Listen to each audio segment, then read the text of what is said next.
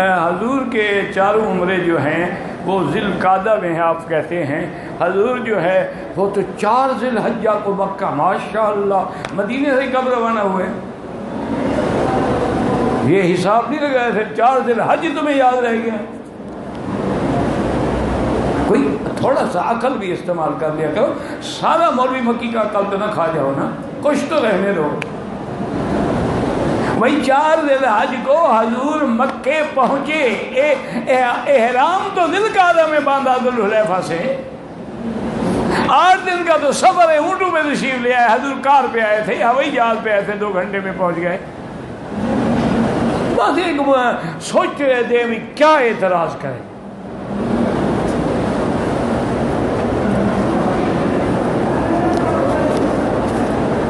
ابھی آپ ذی القعدہ میں، حج تو آپ ذی الحج میں کریں گے نا۔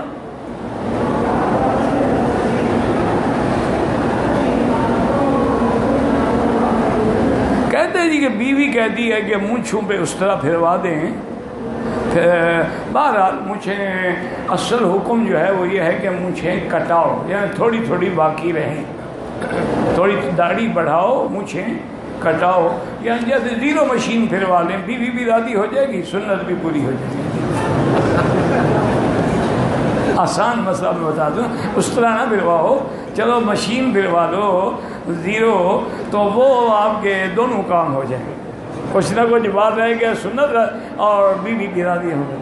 آج کل بیوی اسی چیزوں پہ راضی ہوتی ہے نا، وہ اس بات پہ راضی نہیں ہوتی کہ میرا خاوند تہجد پڑھتا ہے، نماز پڑھتا ہے، روزہ رکھتا ہے۔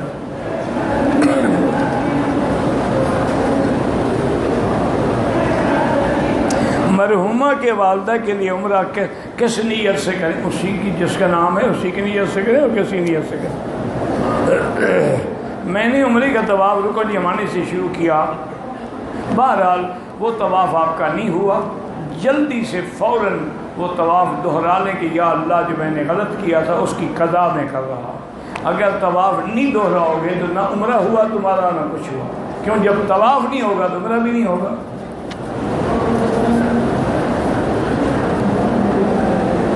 حضرت عیسیٰ آئیں گے، نبی ہوں، وہ تو پہلے نبی تھے، نئے نبی تو نہیں ہوں گے۔ امام کس بات کے امام ہوں گے؟ امام بھی حضرت مہدی کے پیچھے نماز پڑھیں گے، وہ تو سابق نبی ہیں، حضور کے دین کی تصدیق کے لیے اتریں گے۔ امام مہدی پہلے آئیں گے، اس کے بعد دجال آئے گا، پھر عیسیٰ علیہ السلام آئیں گے۔ امام مہدی کی بیعت نہیں کریں گے کیونکہ وہ نبی ہیں، امام مہدی کے پیچھے نماز پڑھیں گے۔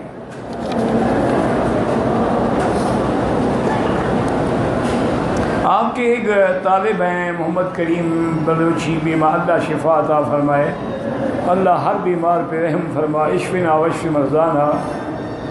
جنازے کی ویڈیو بنانا جائز ہے؟ بالکل ناجائز ہے۔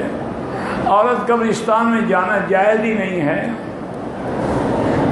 قبرستان میں اپنے شوہر کی قبر پہ جا سکتی ہے؟ بالکل نہیں جا سکتی ہے۔ کیا کرے گی جا کر؟ نہیں، ویسے مجھے آپ بتائیں اگر قبر پہ چلی بھی جائے کیا ہوگا؟ ماں سوا اس کے کہ عورت فریاد کرے گی، واویلا کرے گی، روئے گی، پیٹے گی، گناہ گار ہوگی، اور اس کو بھی گناہ گار عذاب کا ذریعہ بنے گی۔ کیوں؟ ان المیت یعذب بقاء اہلہ، حضور نے فرمایا جب یہ ماتم کرتے ہیں تو میت کو بھی عذاب ہوتا ہے کہ تم نے ان کو منع کیوں نہیں کیا، دین کیوں نہیں سکھایا۔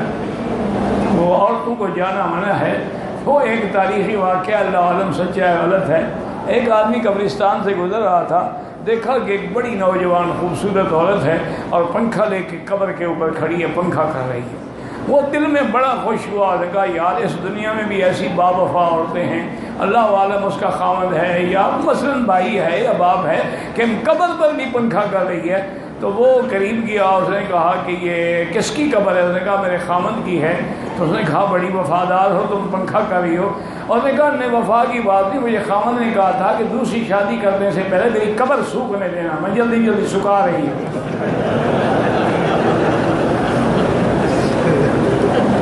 کہ سوکھے تو جان چھوٹے نا۔ میں حج کرنے کے ارادے سے مدینہ ہوتے مکہ آیا ہوں، عمرہ کیا ہے، عمرہ کے طواف کا آغاز حج سے نہ کیا، حتیم کے پاس سے کیا طواف نہیں ہوا، دوبارہ کرو۔ اسلام آباد میں میرا چھری اور چاقو کو تیز کرنے کا کام ہے، محرم میں شیعہ لوگ چھری چاقو تیز کرتے ہیں۔ بہرحال یہ کام یہ ضروری تو نہیں کہ تم صرف شیعہ کو ہی دیتے ہو، شیعہ کے بغیر بھی تو دیتے ہو نا کسی کو، ان کو دیتے ہو تب بھی ثواب ہے نا، وہ اپنے آپ کو ماریں گے تو تمہیں ثواب نہیں ملے گا، وہ بھی تو ثواب کا کام ہے نا، کہ وہ بجائے اس کے کہ فرشتے مارے وہ خود مار رہے ہیں اب۔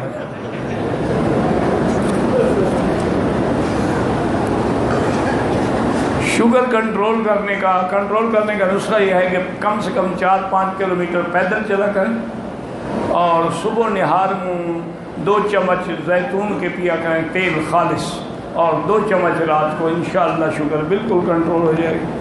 لیکن زیتون یہ ڈبے والا نہ ہو، یہ تو کیمیکل والا ہوتا ہے، خالص زیتون۔ اچھا ویسے آپ کے ملک میں اگر ارک کے گلاب خالص ملتا ہو نا، وہ بھی صبح شام 2 بڑے چمچے پیتے رہیں تو شوگر کنٹرول ہو جائے۔ لیکن کنٹرول کا کیا کرو گے اگر شام کو تم 1 کلو سون حلوہ کھا جاؤ؟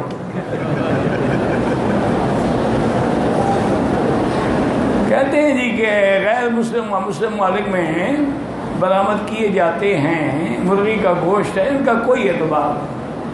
جو گوشت باہر سے آتا ہے، مرغی کا ہو، بھیڑ کا ہو، گائے کا ہو، اس کا کوئی اعتبار نہیں۔ اب تو تمہارے ملک میں مسلمانوں کو لوگ گدھے کا گوشت اور کتے کا گوشت کھلا رہے ہیں، تم کافر ملکوں کی باتیں کر رہے ہو۔ جب تک خود ذبح نہ کرو اب تو اعتبار ہی کوئی نہیں ہے۔ اور اگر یہ 5-10 دن آپ مرغ مسلم اور روسٹ نہیں کھاؤ گے تو حج نہیں ہوگا، اور 2-4 دن سبزی کھا لو، فروٹ کھا لو، اور چیزیں کھا لو۔ اگر شوق کو خود جا کے خرید لو، خود ذبح کرو، کھاؤ پکاؤ۔ اگر عمرے کے بعد حل کرنے سے پہلے مونچھیں چھوٹی کر دی، دم پڑ گئی، نائی نے کر دی، نائی نے کیوں کر دی؟ وہ اس کا دماغ خراب، اس کو تکلیف تھی تیری مونچھوں سے، مونچھوں سے تکلیف تو ابھی پڑا ہے نا آپ نے، تیری بیوی کو ہو سکتی ہے، نائی کو تو نہیں ہو سکتی۔ اچھا جی، ایصال ثواب کا کیا طریقہ ہے کہ مولوی کو کرائے پہ لے آؤ، اس کے آگے پلیٹ رکھو، وہ ختم شریف پڑھ کے ثواب پہنچائے گا۔ چاول ہمارے ہیں، ثواب مولوی کی جیب میں ہے۔ جو خیرات کرو، دعا کرو، اللہ اس کا ثواب فلاں کرے، اللہ پہنچائیں گے۔ میں نے حج کیا تھا، میرا ارادہ ہے کہ نفلی حج اپنے مرحوم بھتیجے کے جس کے لیے بھی چاہے کرو، اپنا کر چکے ہو کر سکتے ہو، بغیر اس کے ماں باپ سے پوچھنے کی بھی کوئی ضرورت نہیں۔ میرے ماموں کے بیٹے نے میرا ویزا دیا، قرض اتارا ہے، کچھ گھر بھیجا، حج کرنا چاہتا ہوں،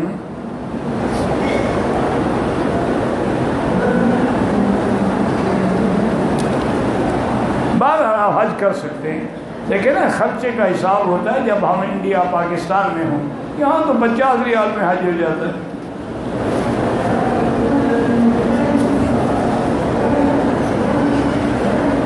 اگر دم پڑ جائے تو بکری یا دمبا جو مرضی ہے دے دو، بکری دو، دمبا دو، کچھ کرو، جو اچھی چیز ہو، جس کی قیمت زیادہ ہو، زیادہ ثواب ہوگا بس۔ مدینے سے احرام کی حالت میں آیا، حج قران کرنا چاہتا ہوں، اب عمرہ کر سکتا ہوں۔ جب آپ نے قران کیا تو حج عمرے دونوں کا احرام کٹھے باندھا ہوا ہے، پھر اور عمرہ کون سا کرو گے؟ وہ تو آپ نے حج کے بعد تک احرام میں رہنا ہے۔ حج قران کا معنی ہی یہی ہے کہ حج اور عمرے دونوں کا آپ ملا کے احرام باندھا جائے۔ مکے میں آ کے عمرہ کر لے لیکن احرام نہ کھولے، احرام حج کے بعد کھلے گا۔ اگر تم احرام کھول چکے ہو تو حج تمتع ہے، قران نہیں ہے۔ بس نام سن رکھا ہے، پتہ شتہ ہوتا کوئی نہیں، تو حج کرنے سے پہلے کسی سے مسئلہ پوچھ لو تو کیا تکلیف ہے؟ مالی حیثیت سے کمزور ہے، دم ادا کرنے کے لیے روزے کب رکھے؟ بھائی پہلے آپ کو دم پڑا کہاں ہے؟ دم جبر ہے، دم تمتع ہے، کیا ہے وہ تو وضاحت کرو نا۔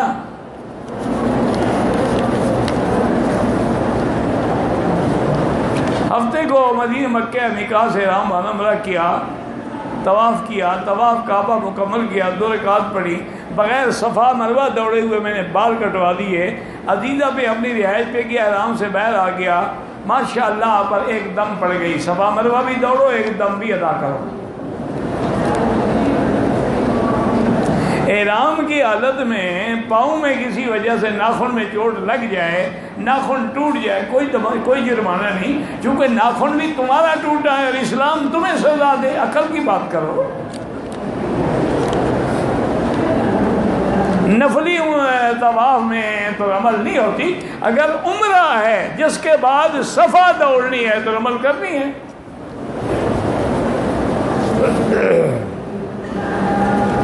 ایک مشورہ جنانے سے نیت کرتی ہے، راستے میں حیض شروع ہو گیا تو بہرحال وہ اسی میں بیٹھی رہے، جب تک کہ پاک نہ ہو عمرہ نہیں کر سکتی۔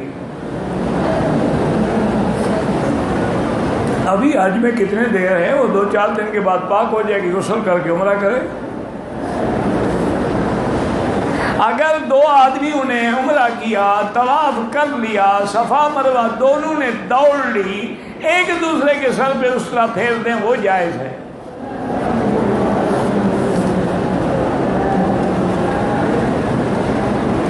آخرت کے دن میں تبلیغ کے بارے میں سوال ہوگا، بالکل ہی ہوگا۔ فرشتے پوچھیں گے کہ ما جاءکم من نذیر، تمہارے پاس تبلیغ کرنے والے ڈرانے والے نہیں آئے؟ قالوا بلا قد جاءنا نذیر فکذبنا وقلنا ما نزل اللہ من شیء، ہم نے جھٹلایا، نہیں مانا تھا ہم نے۔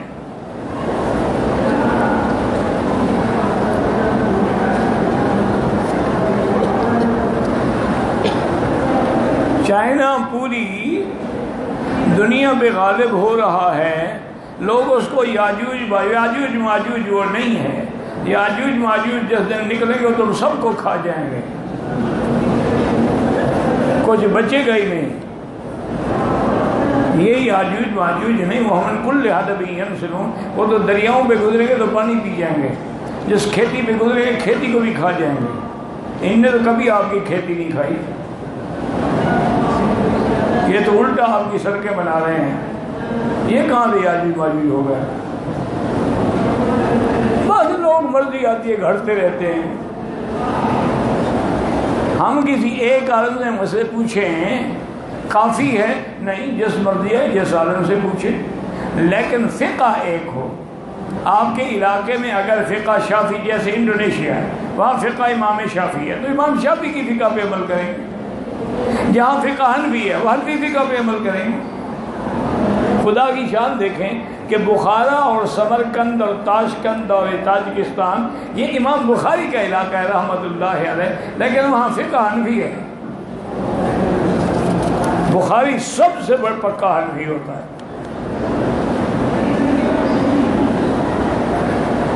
میں نے احرام پہ خوشبو لگاتا رہا، دم ادا کرو، صدقے کا گوشت غریب کھائے۔ بھائی مجھے نہیں پتا کس آیت کو کعبہ شریف پہ لکھیں تو حج نصیب ہوگا، جس نے بتایا اس سے پوچھو۔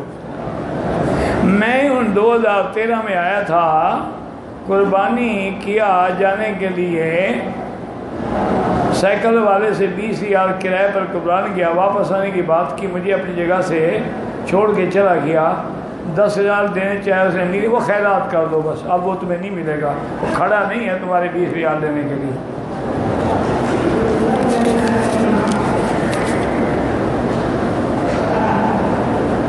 حج بدل پہ ہے، جس کا حج ہے اس کی بکری، اگر حج تمتع ہے، اگر افراد ہے تو کوئی حج کی بکری ہے ہی نہیں۔ پہلے یہ دیکھنا پڑے گا نا کہ آپ حج کون سا کر رہے ہیں۔ اگر تمتع ہے بکری دینی ہوگی، قران ہے بکری دینی ہوگی، حج افراد ہے تو اس میں کوئی بکری نہیں۔ میں نے پاکستان میں ایک ادارے سے بچہ گود لیا ہے، لڑکے کے ماں باپ کا ادارے کو بھی علم نہیں ہے، میں بچے کو آپ اپنا نام نہیں دے سکتے، آپ وہ اسی کا بیٹا رہے گا جس کا بیٹا ہے، باقی آپ کو چونکہ پتہ نہیں ہے تو عبداللہ رکھ لیں، وہ بھی تو اللہ کا بندہ ہوگا نا کوئی، یہ تمہارا بیٹا نہیں بن جائے گا، یعنی بڑا ہوگا تو پردہ کرنا پڑے گا تمہاری بیوی سے، نہ تمہاری جائیداد کا وارث بنے گا، کیونکہ تمہارا بیٹا تو ہے ہی نہیں۔ میری دادی نے حج کیا، 75 سال عمر تھی، محرم کوئی نہیں تھا، اللہ قبول فرمائے۔ بوڑھی ہو گئی تو ٹھیک ہے، اکیلی تو نہیں ہوگی نا، کوئی عورتیں شورتیں کوئی تو ساتھ ہوگا نا۔ جو قربانی آپ پاکستان میں کرتے تھے وہ الگ چیز ہے، یہاں جو تمتع والے حاجی ہیں یہ حج کی بکری رکھیں گے، قران والے حج قران کی بکری رکھیں گے، وہ تو اضحیہ ہے، وہ قربانی اپنے ملک میں کرا دیں۔